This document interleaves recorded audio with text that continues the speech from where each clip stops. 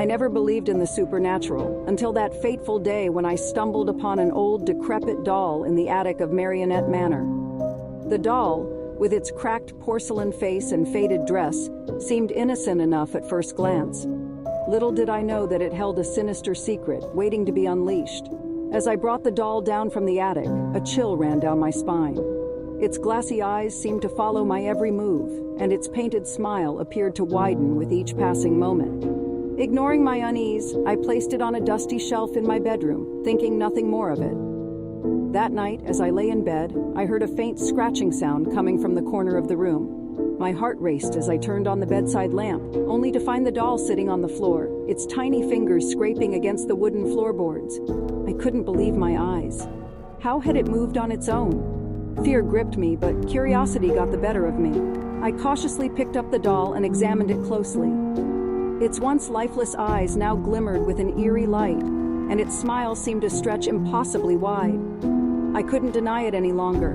The doll was alive. Night after night, the doll tormented me. It would appear at the foot of my bed, its porcelain face contorted into a grotesque expression. It whispered haunting melodies that echoed through the empty halls of Marionette Manor, filling my dreams with nightmares.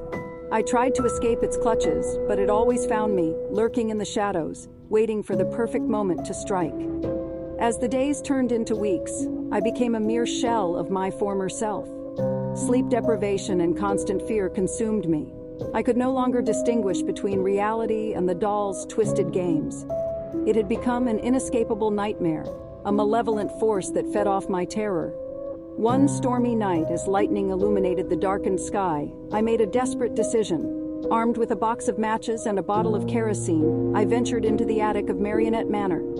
The doll's lair awaited me, hidden among the forgotten relics of the past. With trembling hands, I doused the doll in kerosene, its glassy eyes staring back at me with a mix of malice and amusement. I struck a match and watched as the flames engulfed the doll, its porcelain skin crackling and melting away. The haunting melodies turned into agonized screams, filling the air with a cacophony of horror. As the fire consumed the doll, a sense of relief washed over me. I had finally rid myself of its torment. But just as I turned to leave, a cold breeze brushed against my cheek. I turned back to see the doll, unscathed by the flames, standing before me. Its smile had transformed into a twisted grin, and its eyes glowed with an otherworldly fire. In that moment, I realized the truth. The doll was not bound by the laws of our world. It was a vessel for something far more sinister, something that could never be destroyed. With a blood-curdling laugh, the doll lunged at me, its tiny hands wrapping around my throat. And so, dear reader, I write this warning from beyond the grave. Beware the doll that comes to life, for it is not a mere plaything. It is a harbinger of darkness, a conduit for evil. Should you ever stumble upon such a doll, run. Run as fast as you can, for its malevolence knows no bounds, and its hunger for souls is insatiable.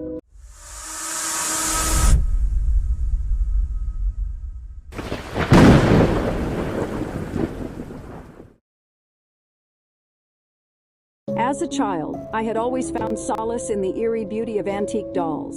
Their porcelain skin, frozen expressions, and delicate clothing fascinated me, and my room quickly became a sanctuary for these hauntingly captivating figures. My collection grew over the years, each doll carrying a story of its own. But little did I know that these dolls held secrets far darker than I could have ever imagined. One stormy night, as rain lashed against my window panes and the wind howled like a lost soul, I found myself unable to sleep. The subtle creaking of the floorboards outside my room drew my attention, and I strained my ears to listen more closely. I was alone in the house, or so I thought. A flicker of movement caught my eye. My heart pounded as I watched the dolls, which were meticulously arranged on a shelf across the room, shift ever so slightly. I told myself it was just my imagination, that the shadows and the storm were playing tricks on me. But then I saw it again. One of the dolls' heads turned, as if it were looking directly at me. I rubbed my eyes in disbelief, convinced that fatigue was playing tricks on my mind. But when I opened them again, the dolls had moved. They were no longer neatly lined up. They had formed a circle on the floor, their painted eyes staring intently at the center. A chill raced down my spine as a soft, eerie melody began to fill the room. It was as though the dolls themselves were singing, their voices a haunting chorus that sent shivers through my body. I couldn't move, paralyzed by fear and disbelief. My childhood sanctuary had become a realm of nightmares. Then, as the song reached a crescendo, the dolls began to move. Not just their heads, but their limbs as well. Their porcelain fingers twitched, their delicate dresses rustled, and their eyes blinked. My mind struggled to comprehend the impossible scene unfolding before me. One doll with a cracked face and missing eye took a hesitant step toward me. Another followed, then another, until the entire circle of dolls was approaching me with a slow and deliberate gait. I stumbled backward, my heart racing, and managed to tear my gaze away from the advancing dolls. I fled to the door, my hands fumbling with the knob as I desperately tried to escape the nightmare that had invaded my once-beloved room. But the door wouldn't budge. It was as if the house itself was conspiring to keep me trapped with these malevolent dolls. The circle of dolls closed in, their song growing louder and more chaotic. Their voices merged into an unearthly cacophony that filled my head with a piercing agony. I covered my ears, but the sound seemed to seep through my very being. And then, just as suddenly as it had begun, the song stopped. The dolls froze, their painted eyes fixated on me. The air was heavy with an oppressive silence. Time stood still as I waited, my breath shallow and ragged. Then, with a sound that seemed to echo through the depths of my soul, the dolls returned to their original positions on the shelf. Their eyes once again vacant, their expressions frozen in time. The storm outside had subsided, and a pale light filtered through the window. I stumbled out of the room, my legs shaky and my mind reeling. I knew I could never look at my doll collection the same way again. Those innocent yet sinister figures had come to life, revealing a darkness that defied reason and logic. To this day, I cannot explain what happened that night. But I have locked that room away, its door securely shut and barricaded. I dare not enter, for fear that those dolls are waiting for another stormy night, another chance to break free from their porcelain prisons and bring their chilling song into the world once more.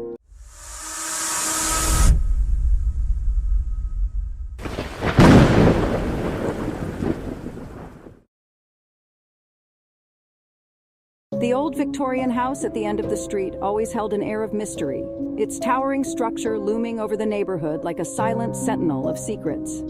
And within its walls, hidden away in the attic, lived a relic of the past that sent shivers down my spine, a doll named Leonor. Leonor had once been my mother's most treasured possession, a cherished companion that had accompanied her through the ups and downs of childhood.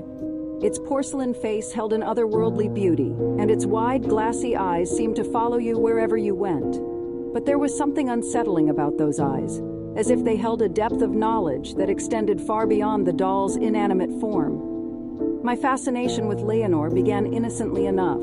My mother would tell me stories of how the doll had whispered comforting words to her during thunderstorms, its soft voice soothing her fears. But after my mother's untimely death, the doll took on a new and eerie role in our lives. Late one night, as I lay in bed, grieving and unable to sleep, I heard a sound that sent a chill down my spine. A gentle, melodic voice filled the air, echoing through the darkness. "It's all right, my sweet child, Mama's here." I sat up in bed, my heart racing, and looked towards the source of the sound, Leonor, sitting on the shelf across the room. My breath caught in my throat as I stared at the doll. Its lips hadn't moved, and yet the voice had come from it, sounding eerily like my mother's. Trembling, I reached out to touch the doll, half expecting it to come to life under my fingers. But it remained still, a lifeless porcelain figure. As the weeks went by, the strange occurrences continued. The voice, my mother's voice, would drift through the house at odd hours, speaking words of comfort and love. "Have you eaten, dear?" it would ask. "Or time for bed, my love?" The first few times it brought tears to my eyes, a bittersweet connection to the mother I had lost. But as time went on, a sense of unease settled in the pit of my stomach. One night, unable to sleep, I decided to confront the doll. I approached Leonor cautiously, my heart pounding in my chest. "Mom," I whispered into the darkness, my voice barely audible. The wind outside rustled the trees and the moon cast eerie shadows on the walls. And then, as if in response to my call, Leonor's lips moved. "I'm here, my sweet child," the voice replied. It was my mother's voice, unmistakably. Tears welled in my eyes as I gazed at the doll, my heart torn between the longing to believe that my mother's spirit was reaching out to me and the creeping fear that something unnatural was at play. As the months went by, the line between the real and the supernatural blurred further. I found myself seeking solace in Leonor's presence, even as a nagging doubt ate away at me. The doll had become both a source of comfort and an unsettling enigma. One stormy night, lightning illuminated the room as I sat alone, my eyes fixed on Leonor. I had placed the doll on a chair, and as the thunder rumbled outside, I saw something that sent a shiver down my spine. The doll's glassy eyes seemed to glint with an unnatural light, and its lips moved, but this time the voice was not my mother's. "Come with me," the doll whispered, its voice low and chilling. A cold wind swept through the room, carrying with it a sense of malevolence. My heart raced and I stumbled back, my pulse pounding in my ears. This was not the comforting voice of my mother. This was something else entirely. Fear gnawed at me, but I couldn't tear my gaze away from the doll. It was as if it held a power over me, a pull that I couldn't resist. The shadows seemed to dance around it, the room growing darker and colder with each passing second. Desperation and determination battled within me. With a surge of courage, I approached the doll and snatched it from the chair. "What are you?" I demanded, my voice trembling. The wind outside howled in response, and the room seemed to close in around me. And then, all at once, the room fell silent. The doll in my hands grew still, its glassy eyes staring into mine. The shadows retreated, and the air felt less oppressive. But a lingering sense of unease remained, like a whisper at the edge of my consciousness.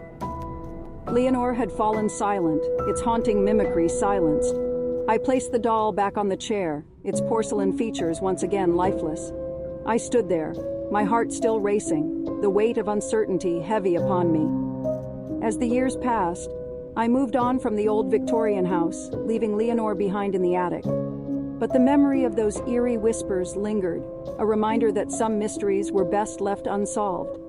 And even now, as I recount the tale, I can't help but wonder, did the doll truly hold a connection to my mother's spirit, or was it something far more sinister, lurking within its porcelain facade?